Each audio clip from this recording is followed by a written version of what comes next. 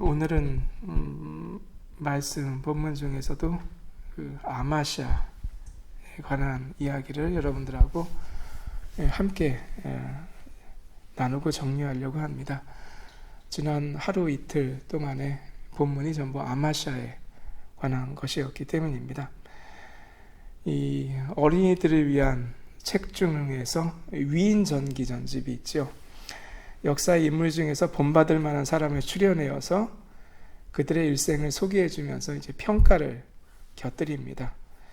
이를 보면서 그를 따르겠다는 마음이 생기기도 하고, 그래서 평생 그처럼 연구하며 일하기도 합니다. 예를 들어서 퀴리 부인을 좋아하면 과학자가 되겠다고 결심하고 나아가지요. 성경상의 열왕기에 또는 사무엘상하의 인물들을 보면서 또 역대 유다의 왕들이 누구를 닮겠다 생각하고 또 그들을 애써 닮으려고 노력하는 장면들도 보입니다. 오늘 본문에 나오는 아마샤 왕도 이 조상 다윗을 인생의 모델로 삼았던 것으로 보입니다. 예를 들어서 다윗은 사울 왕이 죽었을 때에 그를 따르던 사람들을 모두 죽이기보다는 포용하고 받아들이려고 노력을 했지요. 요압 장군이 거절을 하면서 문제를 일으켰지만 끝까지 이 방식을 지켜나가려고 노력을 합니다. 하지만 말년에 자기 아들을 통한 반란을 간신히 진압한 후에는 결국 몇 사람에 대해서는 기도하면서 후계자 솔로몬에게 어쩔 수 없이 처리를 해야 한다라고 유언을 하게 됩니다. 이는 왕이라는 타이틀을 가진 사람에게 주어지는 어려움이기도 한 것 같습니다. 그런데 지난 본문을 계속 묵상하신 분들은 느끼셨겠지만 아마샤의 삶에도 비슷한 일들이 벌어집니다. 그는 처음에 자기 아버지를 죽인 사람들을 처벌해야 했습니다. 전임왕 요아스는 문제가 있어서 다윗 왕가에서 처음 암살당한 왕이 되었고 백성들 중에 일부조차 이를 어느 정도 두둔했던 것 같습니다. 그래서 죽은 요아스는 결국 다윗 왕가의 무덤에조차 묻히지를 못합니다. 그러나 백성들은 결국 하나님의 말씀에 순종함으로 다윗의 자손이 아닌 이 반란자가 왕위에 오르는 북이스라엘식 쿠데타는 용납을 하지를 않았지요. 이는 로마 황제 카리굴라를 죽이고도 그의 조카 클라우디우스를 황제로 삼을 수밖에 없었던 반란자들을 생각나게 합니다.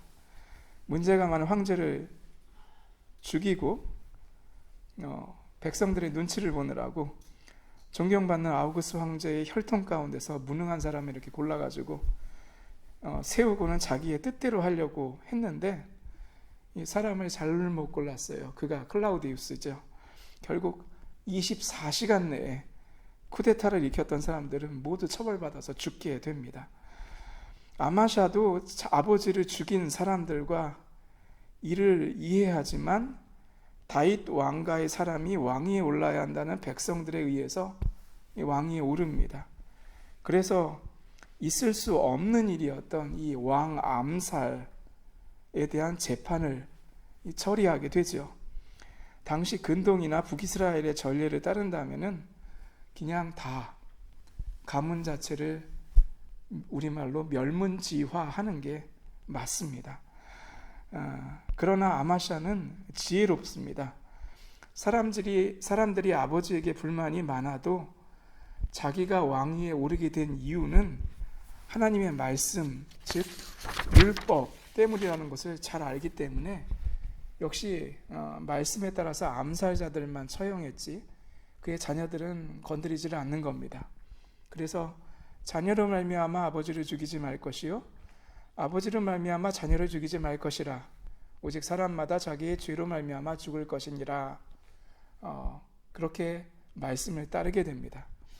그리고 이 판결에 대해서 백성들이 대단히 안도했던 것 같습니다. 왕이 자기 생각이 아니라 하나님의 법대로 함을 다시 한번 확인했기 때문입니다. 사울 왕 이후에 다윗이 정권을 이어받을 때에 암살 사건들이 벌어지잖아요.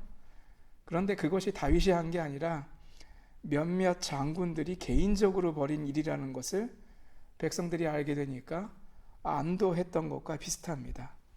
이후에 아마시아가 군대를 소집해 가지고 잃어버린 땅 에돔을 칠 계획을 세우지요. 자신이 왕위에 오른 이유가 있다는 업적이 필요한 겁니다. 그래서 흔히 누군가가 나라의 대표가 되면 자기가 대표된 이유에 대해서 업적을 세워가지고 증명을 하려고 합니다. 다윗이 에돔을 정복한 일을 다시 보여줘가지고 나라가 다시 일어섬을 알리기 위함입니다.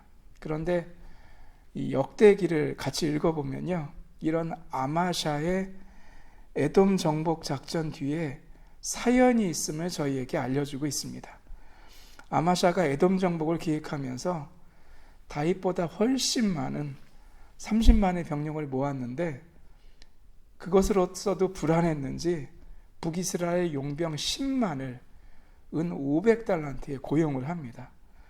돈을 주고서라도 군인의 숫자를 많이 늘려가지고 전쟁에서 이기려는 일은 그건 다윗이 하지는 않았던 일이에요. 전쟁은 하나님께 속한 것이기 때문에 그분이 가라고 하면 가고 말라고 하면 마는 거지요. 그래서 한 예언자가 일어나가지고 하나님의 뜻을 전합니다. 왕이여, 이스라엘 군대를 왕과 함께 가게 하지 마옵소서. 여호와께서는 이스라엘 곧 온 에브라임 자손과 함께하지 아니하시나니 왕일 만일 가시거든 힘써 싸우소서. 하나님이 왕을 적군 앞에 엎드려지게 하시리이다. 하나님은 능히 돕기도 하시고 능히 패하게도 하시나이다. 여호와 하나님께서는 자신을 아세라와 함께 섬기는 혼합신앙을 가졌던 에브라임 사람들이 예루살렘 성전에서 예배드리는 유다 사람들과 섞였다가는 나쁜 것을 배우지 않을까 염려하셨던 것 같습니다.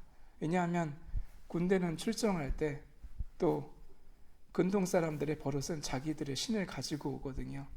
그러니 이 북이스라엘 사람들이 무슨 행동을 했을지가 눈앞에 훤히 보입니다. 오직 신앙으로 서기를 원하십니다. 하나님께서는. 그래서 아마샤는 이 예언자의 말을 듣고는 결단을 합니다. 북이스라엘 용병들을 다 돌려보내고 에돔의 소금 골짜기에 가서 싸워가지고 에돔 사람 10,000명을 죽이고 어느 정도 지배권을 얻습니다. 그곳은 또 다윗이 에돔을 패배시켰던 장소이기도 합니다. 그리하여 아마샤는 그가 원하던 것, 즉 다윗 왕의 재현을 이루는 겁니다. 근데 문제는 여기서 두 가지 문제가 생깁니다. 즉 아마샤는 다윗이 아니었던 겁니다. 그는 다윗처럼 정복한 민족의 우상들을 파괴한 게 아니라 근동의 왕들처럼 그걸 수도로 들고 와서 자신의 신전에 같이 놓고 함께 섬기게 합니다. 이는 그가 다윗처럼 주의 말씀 안에 있는 왕이 아니라 근동 지방의 전제 군주처럼 행동하고 살고 싶다는 그의 욕망을 드러낸 겁니다. 오늘날도 그러잖아요. 민주주의를 기반으로 한 나라들에서 사람들이 투표로 대통령을 뽑았는데 자리에 올라가면 뭐가 돼요? 왕처럼 행동하기를 원하는 것과 비슷합니다. 그래서 세일산에 있던 에돔의 신들을 가지고 와서 자신의 신처럼 섬기기를 시작합니다. 이는 하나님을 섬기는 사람들에게는 굉장히 놀라운 일이었습니다.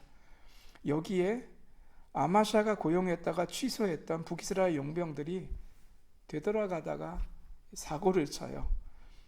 용병들은 고용이 되면 두 군데서 돈을 벌죠.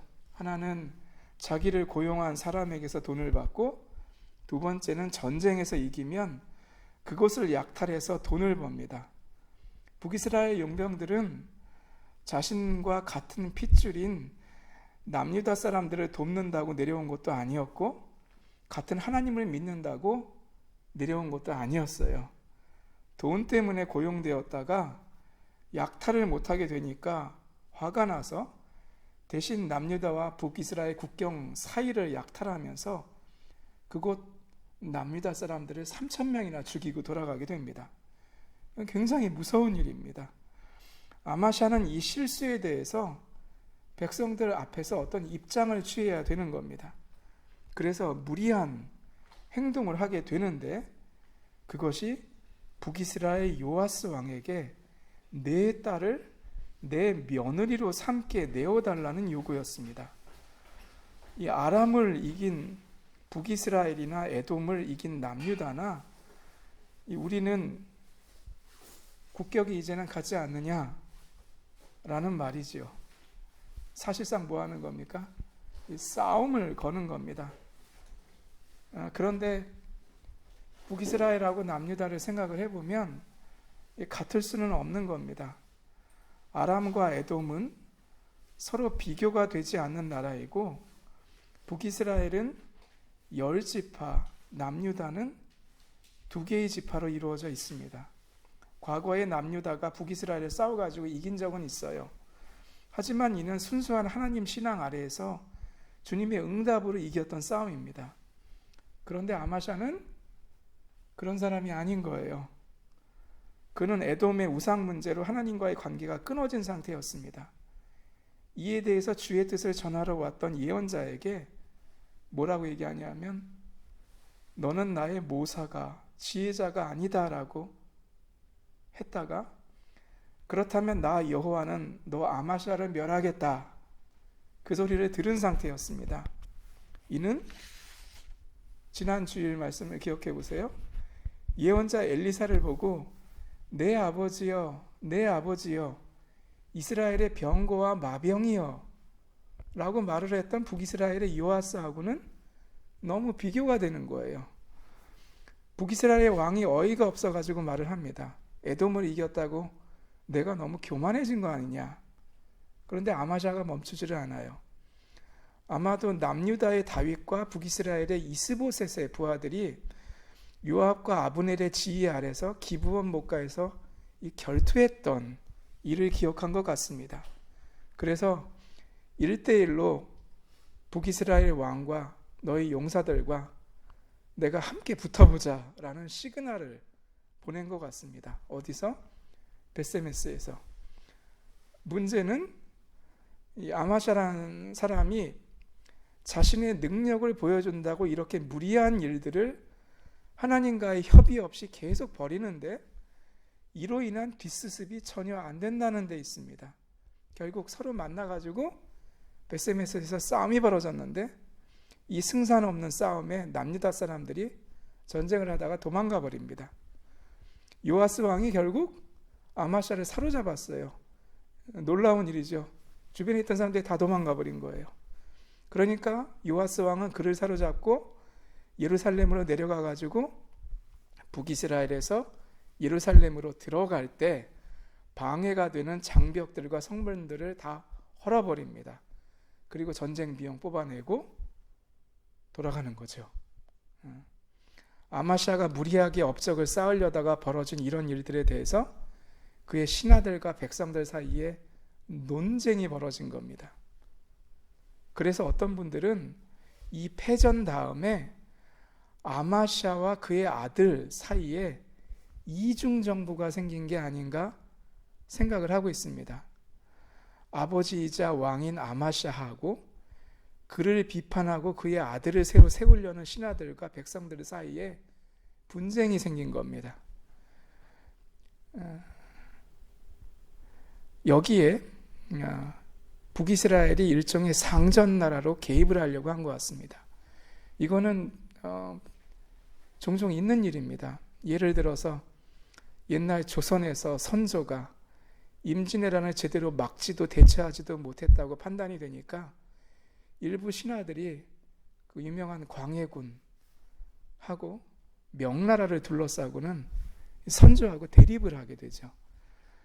그 이야기를 떠올리게 합니다. 그래서 오늘 본문에 나오는 이 15년이라는 기간을 이 이중정부 기간, 서로 간에 힘대결을 하던 기간이라고 보는 분들이 있습니다. 결국은 반란이 일어났고 오늘 본문대로 아마샤는 라기스 요새로 도망을 갔지만 거기서 비참하게 살해됩니다. 아마도 더 복잡한 상황들이 아마샤 왕을 둘러싼 이야기 안에 있을 겁니다. 그런데 그걸 오늘날 우리가 모르죠. 다 알게 되더라도 세상 왕들 이야기하고는 크게 다르지 않을 겁니다. 그런데 그 이유에 대해서 열왕기서의 저자는 다음과 같이 하나님의 말씀을 전합니다. 아마시아가 여호와 보시기에는 정직히 행하였으나 그의 조상 다윗과는 같지 아니하였다. 같지 않다는 말은 무슨 얘기예요? 결국 다르다는 이야기이고, 다르면 모두 달라져요? 결과도 달라집니다. 아마시아는 자기 욕망에 정직한 사람이었습니다. 백성들에게는 다윗의 모델을 따르는 것처럼 보여주다가 결국은 세상 왕이 되고자 했었지요. 그런데 하나님은 저희에게도 오늘날 똑같이 물어보실 겁니다. 내가 결국 되고자 하는 게 무엇이냐? 공부해서, 일해서 결국은 무엇이 되고자 하느냐? 대부분의 그리스도인들은 여기서 말문이 막힙니다. 하나님께 축복해 달라고, 시험에 통과하게 해달라고, 일이 성공하게 해달라고 기도를 하는데 하나님이 물어보셔요. 그걸 가지고 내가 결국 무엇을 하려고 하는데, 내가 무엇이 되고자 하느냐? 그래서 우리는 하나님 아버지 앞에서 온전한 마음이 필요한 겁니다. 그리고 주께서 원하시는 온전한 대답을 준비하고 기도하는 거죠. 주를 따르고자 함이 처음부터 끝까지 일관되는 온전한 마음입니다. 기쁠 때도 슬플 때도 언제나 무엇이 되고자 하는 마음이요? 제자가 되고자 하는 마음. 성령 충만하여 성령의 뜻을 따르고자 하는 온전한 마음입니다. 그 온전한 마음은 훈련 없이는 되지를 않습니다. 군인이 훈련이 없으면 문인만 군인인 것하고 마찬가지입니다. 그 훈련 중의 일부를 교회에서는 뭐라고 표현할까요? 교회에서는 양육이라고 표현을 합니다. 이 훈련이 없으면 저희는 축복을 받으면 예수 그리스도께서 말씀하셨던 포도원 주인의 아들을 알아보지 못하고 죽이려고 하는 포도원 농부들처럼 되는 겁니다. 포도원이 잘 되니까 고용해준 주인의 은혜를 잊어버리고 자기 것으로 만들려고 하는 것과 똑같죠. 포도원을 자기 걸로 가지고자 하는 욕망을 주체하지 못하기 때문입니다. 남유다를 하나님의 종으로서 다스리는 게 아니라 자기가 완전히 소유한 나라로 삼고자 했던 아마시아의 어리석음이 마찬가지였던 겁니다. 오늘도 우리는 세상 가운데서 살아갑니다. 어떤 때는 일하다 보면, 공부하다 보면 수치스러울 때가 있기도 합니다. 내가 이런 대접을 받아야 하는가? 반대로 영광의 때가 다가오면 정말로 높아지기를 원하는데 스스로도 어디까지 높아지기를 원하는가 모르기도 합니다. 겉으로는 예수 그리스도를 따른다고 하지만 저희 안에는 그렇게 다른 욕망이 숨쉬고 있기도 합니다. 그래서 주님은 오늘 본문을 통해서 저희에게 질문하시는 겁니다. 아마시아가 무엇이 되려고 하였었는가? 그리고 너는 정말 무엇이 되고자 하는가? 그때 우리가 주님 아버지 앞에서 대답하기를 원합니다. 세상에서의 어떤 위치에 대한 타이틀이나 자격이나 높고 낮음을 넘어서 예수 그리스도의 십자가와 부활을 따라가기 원합니다. 그 안에서 주의 제자가 되기를 정말로 원합니다. 주님께 그렇게 아뢰며 주의 응답을 따라 걸어가는 여러분과 제가 되기를 주의 이름으로 축원합니다.